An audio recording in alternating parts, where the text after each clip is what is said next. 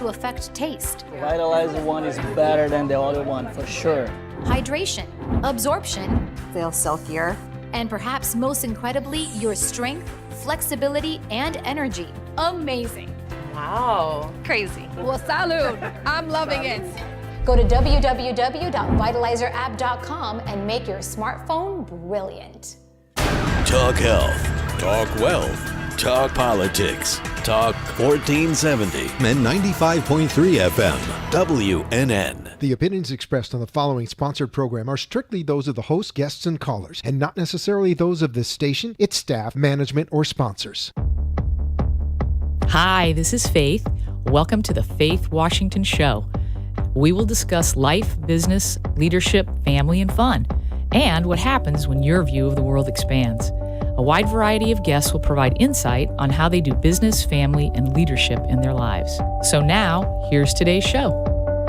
A book, a screenplay. Hey, good evening, folks. Thank you so much for joining us live tonight on Facebook, Periscope, 95.3 FM, 1470 AM, and the iHeartRadio app. You are viewing the Faith Washington Show. I'm Faith Washington, and my guest tonight is Kayla O'Donnell. Hello. Kayla is one of the most interesting people that I have been blessed to meet. And she is going to discuss with us her project called Humankind TV. And that's capital KIND, Humankind TV. And it is about the virtual process of giving human interest stories and things that are positive and uplifting and building humanity, building our fellow brothers and sisters into what they really can be.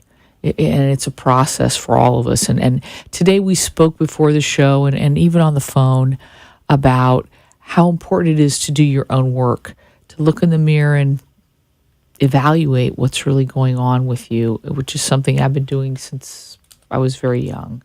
So, Kayla, do me a favor, kind of tell us a synopsis that you'd like to share about what Humankind TV is to you, okay? Since I posted that, your little one-liner, and kind of how you got there, just from the A to Z, that little bit of info, which is actually a lot of info because this girl is freaking dynamic. She's so dynamic for someone so young. Oh, thank you. You are poised. You are beautiful. You are loving. You have so much going for you, and I'm so excited to be a part of your life. Thank you. Thank you for having me on the show today and My for pleasure. inviting me on. I'm thrilled. So excited to be here. Really, really, truly. My pleasure. It has been a journey for sure, and I don't think that anything comes hard. No, it doesn't, does it? It also doesn't always come easily, but it's a balance, which is kind of an interesting thing. So Humankind TV is a gift and a blessing to me, one that I did not receive easily. I, in fact, was met with a lot of skepticism and resistance initially. Friends, family, both? Oh, yeah. Even myself, I sort of... Opposed, and even in the self going, Yeah. not going to do that. Yes. Yeah. Don't all entrepreneurs feel I think that so. way? I think so. Guys, gals, do you feel that way? Because I know I felt that way. Self-doubt. Yeah. The biggest voice of crushing your dreams. Yeah. It's your own. Yep. Agreed. It was sort of, I was in college, and when I received this vision, so to speak, and I think I kind of looked up and was like, no, you've got the wrong person. Not me. That's not me. That's too much work. That's just way too much work. Wait, that's too big for me. Yeah. That's too big for me. Yeah, it was like overwhelmingly large, and I had no idea how. And then everyone I told said, how are you going to do that? Yeah, that's the. Really? You're not doing that. That's just nonsense. I don't know, but this is the vision, and this is Right. And then I was blessed with a couple of key players along the way. Mentors. Mentors, totally. And it's funny because they didn't always come as you would think. It wasn't necessarily an older person guiding you on your way. It was Doesn't have to sometimes be. a younger person or a romantic partner or, a subordinate helping, and empowering and saying, Isn't I that see odd? it. Isn't it?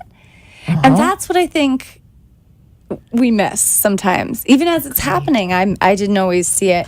But it would be during a job interview while I was running my family business that a young man would say, I see your vision and I want to join your team for that reason. Instead of what we were doing, but that they would see the vision of where we were going. And that was really powerful. It's those moments and those people believing. And then, a little bit of my background.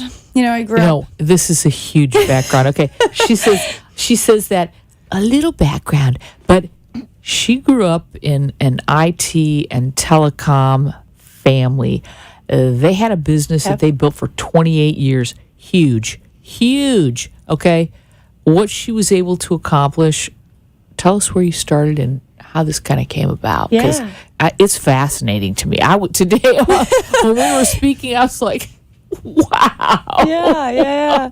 I was about 3.5 when my parents started our business. It was originally a consulting business, and it morphed into about 5 or 6 different pivots. And in the entrepreneur world, I think this is an entrepreneurial audience. Yes, absolutely. All entrepreneurs. So we pivoted successfully 5 times. There were probably some unsuccessful pivots along the way as well. There's no unsuccess. We don't need to talk about that as much, but we learned a lot of lessons from those. Yes. So I was about 3.5 when they started the business, and I became the second generation successor to my father. Spoiler alert. And I started stuffing envelopes, on my summer break. We were in the business of billing college students for their telephone minutes. My mom wrote a computer program that allowed us to track this on what was called the PBX, which is a personal branch exchange in the telecom Which world. still exists now. They do, yeah. Right. Which when you dial 9 to get a line out, that's a PBX. Yes. And even though it's more archaic and it's becoming less and less prevalent, it's still something that certain businesses have to do. Yep. Yeah, and absolutely. There's a market for it, although it diminished, and we'll get into that perhaps. Right. Maybe not. We don't have a lot of time. So Exactly. But one of those things that caused that diminishment was the invention of cell phones. Yep. Mm-hmm. So that Correct. made a big impact. Huge on impact the on our business, family and the business. Yeah, on the 28-year business that your parents had created. We were printing cash, right? I mean, at this point, it was. I love that. It was. We were. I mean, it was. We had there was a PIN number, a code that the students put into the phone when they went to call home, and we had 2 different programs. One where the student paid themselves, and one where the parent paid, and we did billing to both. And sometimes either or, sometimes both. And my job in the summertime was with my siblings and our friends, was to stuff the envelopes, to explain the program to the freshman students entering the program. And that was for 80 colleges and universities. Yep, we had about 80 colleges and universities. Give or take. I mean, that's a lot. I think when we did the valuation after the fact, because this wasn't a thing at the time, but it was about a $21 million business in the recurring revenue. That's just sweet. Yeah, it was. We were printing, sweet. and we took 50% of the commission. Wow. Lynn University here in Boca was one of our One customers. of your clients. Yes, Yeah. I remember my dad coming down here and saying, "Boca Raton, it's where there's a lot of money and just it's beautiful and all this Yes. stuff." So he was always traveling, and we were home with mom, and in the summertime though we'd stuff these envelopes until we got a system that did it for us. Right. But like these were still the early days. I was 8 years old or something like that. First official job on the books was data entry. So And that was at 14? Yep, 14. Well, that was when I could legally start to work, but I was doing it before then. But that was my official start. That's when the U.S. government said I could be a part of the legal workforce, which I'm so for. I'm for just working conditions for children, but I think Agreed. it's totally cool for children to work. Like, learn the value of a dollar as soon as you can. But it's necessary. And look at what occurred, and we spoke about this, is that because of your parents, you have a very strong financial background. Yeah. You have a financial foundation that most kids will never understand because they told you, and I remember you telling me, they told her that, you know what, no, you're not just going to college to discover yourself, you're going to college to become a professional. So you either know what you're going to do or you don't go. Nope. Okay, you make a choice. There was no that's what I tell my futzing daughter. around. That's right. That's right. That's what I tell my daughter. I'm like, you're either going to be an entrepreneur and have a couple of businesses by the time you're 16 or 17 and they're going to be viable, or you'll go to college and you'll become a professional and you'll be a doctor, attorney, whatever, because she could do all of those things. Yeah. But that's exactly what your parents did, and that's a huge gift. Do you feel like it was a gift? It was. I did battle them on that, and I did eventually go back to school full time. But that's another part of the story. Yeah. And I did find myself in college as you knew. I think that is another gift. It's another rite of passage. I think that college, I would have loved to have gone full time like most kids did, but I think I got so much more from college because I went as an adult student and because I had a working history going in. I had economics department, head of economics recruiting me, head of the English and writing and literary recruiting me. I told you that story. Yes, I love that story. I'll tell it. It's ultimately cool. So going back, I did the whole data entry thing and then moved into customer service where I was answering phone calls from college students and their parents after school while doing data entry, talking to people way older than I was, and then going on campus as a high school student and doing this enrollment process of, sign up for our program and become part of the Parents Plus program or things like that. So in other words, you were doing sales, but what she's doing is really what we do. What I do is we enroll people. Exactly. We enroll people in our vision and our mission, and that's really for coaching, life coaching, business coaching. You enroll people in their vision. What is it you really want to do? What do you love? And that's what you were doing on the campus. It's like, you know what? This is something you're going to use anyway. So how can I help you? Here we are. We're here to give you the best deal, and that's how you learned. Boots on the ground, girly. Mm-hmm. And that to me is a powerful statement because it's not easy to do because it puts you way outside of your comfort zone. Sure. I mean, I didn't really know. I didn't have a whole lot of a comfort zone, I guess. It was just I was always outside of it. I was always just going outside of that. I moved into administrative work after that. When the business shifted, when we pivoted into, we went back to PBX and what's now Voice over IP, Voice over Internet Protocol. Yes. We went back to installation and maintenance of that in around 2000, 2001. That's when the cell phone thing really disrupted the student billing business that we were in. And I showed up for training in Boston for our business partner, Alcatel. It then turned into Alcatel-Lucent, and then Lucent broke off, and Alcatel, it's all been sold Lucent Technologies and Bell Labs.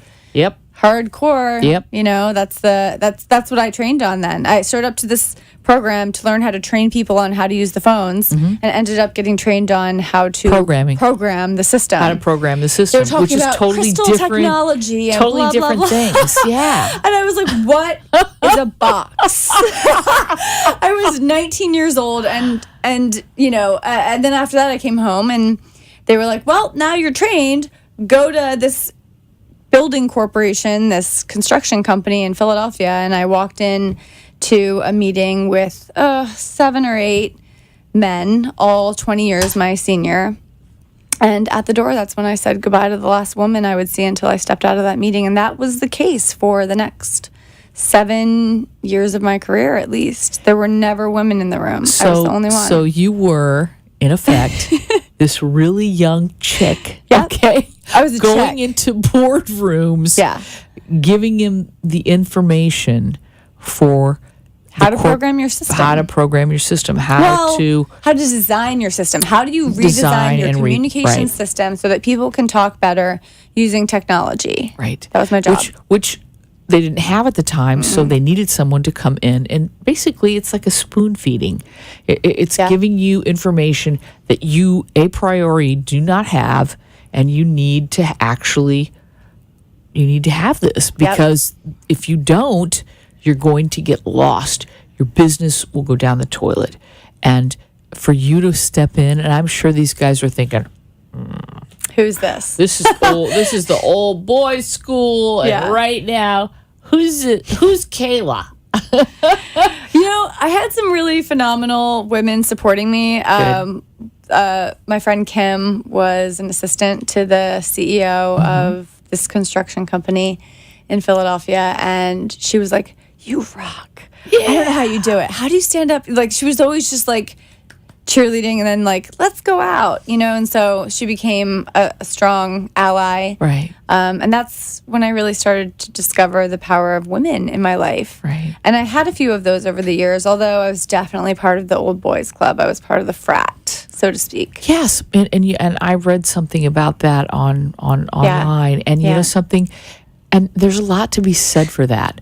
And to me, It's how I fit in. right? But you know something, that's for me what I've always been my entire life, even in corporate America.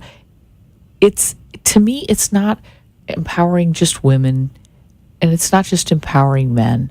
It's humankind. It's persons. See, I don't look at men and women as being anything other than the fact that they're persons.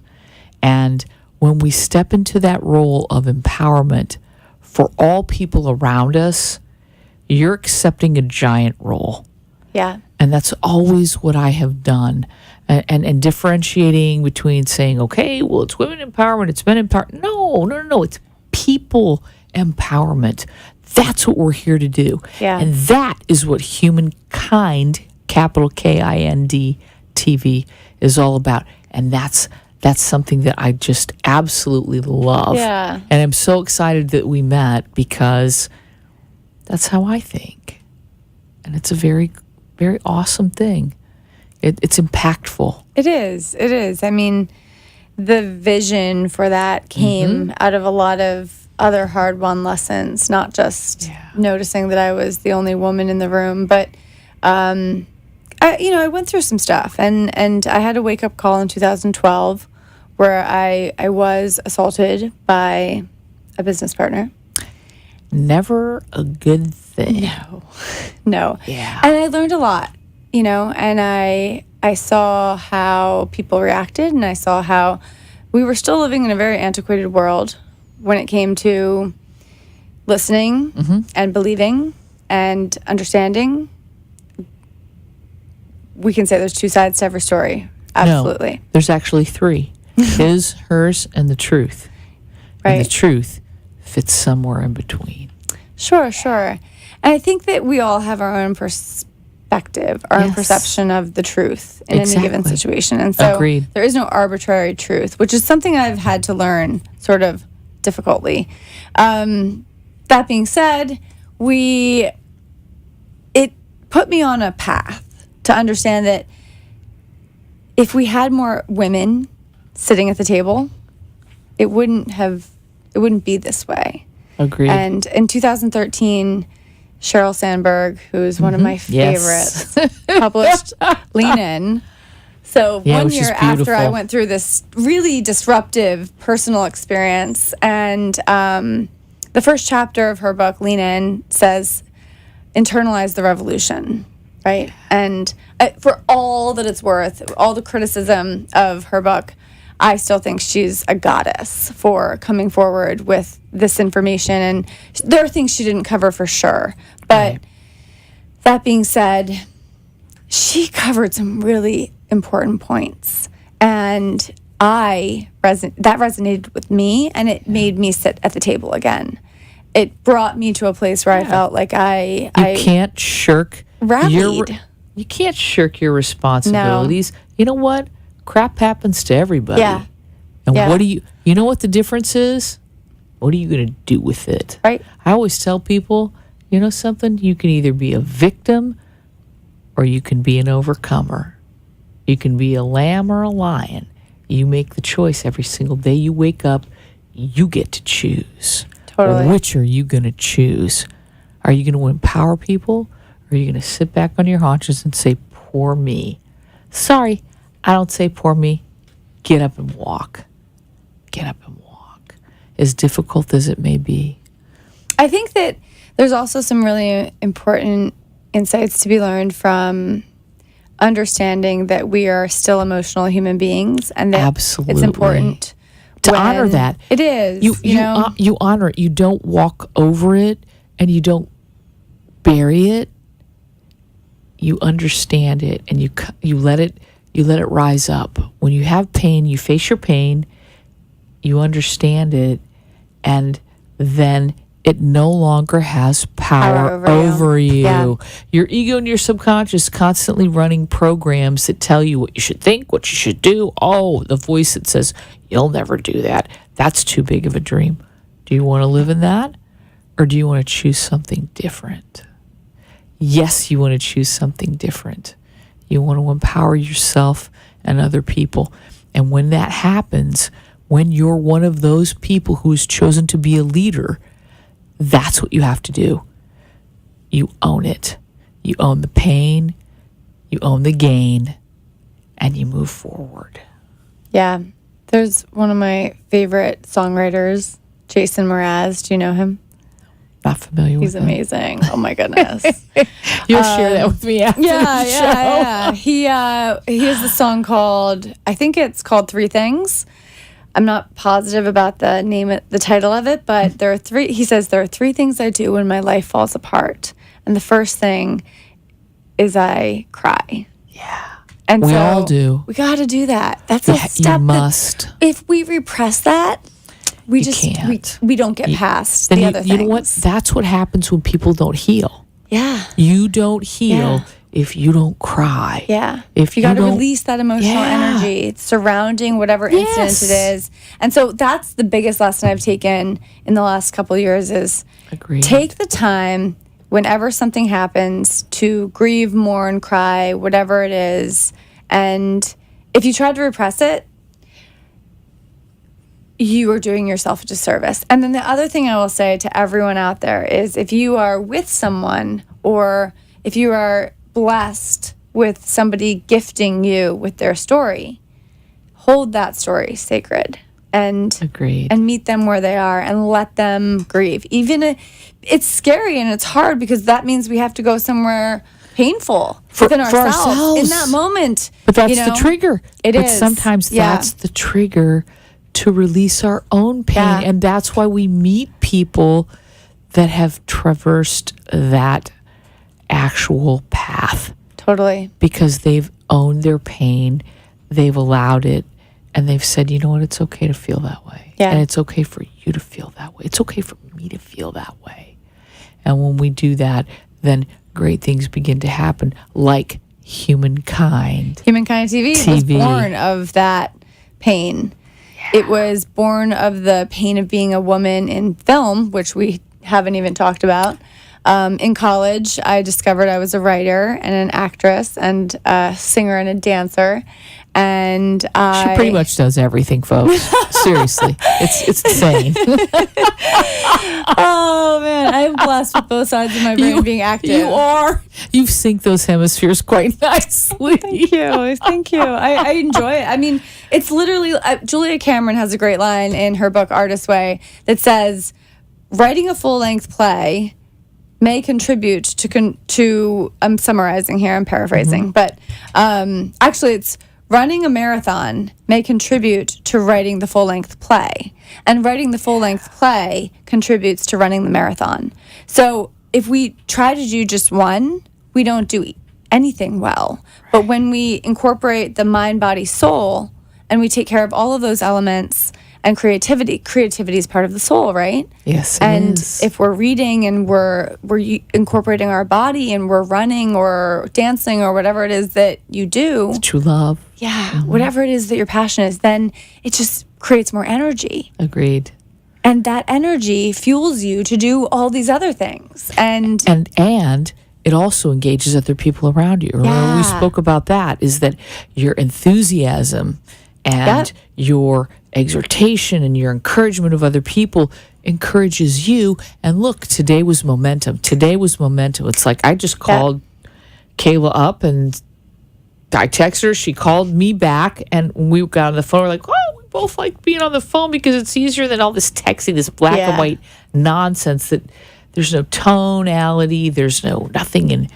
And here we are. here we are. Here we are. This is exciting because your journey is exciting, and you bring me enthusiasm to what I love to do, which is Entrepreneurs on Thursday nights. This is my fun night. And Humankind TV. Yep. How can people reach you? Please tell them. First, How can to they get connect there? about Humankind TV. Humankind TV is currently a digital platform that is sharing stories, positive human interest stories, curating content that already exists, and presenting solutions to the problems that we have. And we're facing a lot of problems as a generation. And we're also sharing stories that teach lessons and move us forward as humanity. We are in the process of selling merchandise and call for content. So people who are content creators in filmmaking, with scripts or anything that you want to make, but also that's already been made. We're really happy to accept that and help you promote and distribute that on the web. So how do they reach you? K O'Donnell. So my email is kodonnell@humankindpro.com. That's KODONNELL @humankindpro, as in productions, PRO.com. And my phone number is, Give 'em that. just give it out, 610-428-5930. And we're on the web and we're on Facebook at Beautiful. Humankind TV. Go On to Instagram. Facebook. Go to Facebook, folks. Go to Instagram. Find Humankind TV there. We have been live tonight on Facebook at the Faith Washington Show page. We are also on Periscope, as well as 95.3 FM, 1470 AM, and the iHeartRadio app. Thank you, Kayla O'Donnell, Faith. for joining me. And we're going to have you back Yay. so we can see your progress. excited. I'm And excited. thank you so much, folks. Have a great night. We'll see you soon. Next week. Bye-bye. You've been listening and watching The Faith Washington Show, where we have widened your view of the world. Our guests share their business, family, and fun life hacks to make your world better. Hope you've learned something to apply to your life and business. The opinions expressed on the preceding sponsored program were strictly those of its hosts, guests, and callers, and not necessarily those of this station, its staff, management, or sponsors.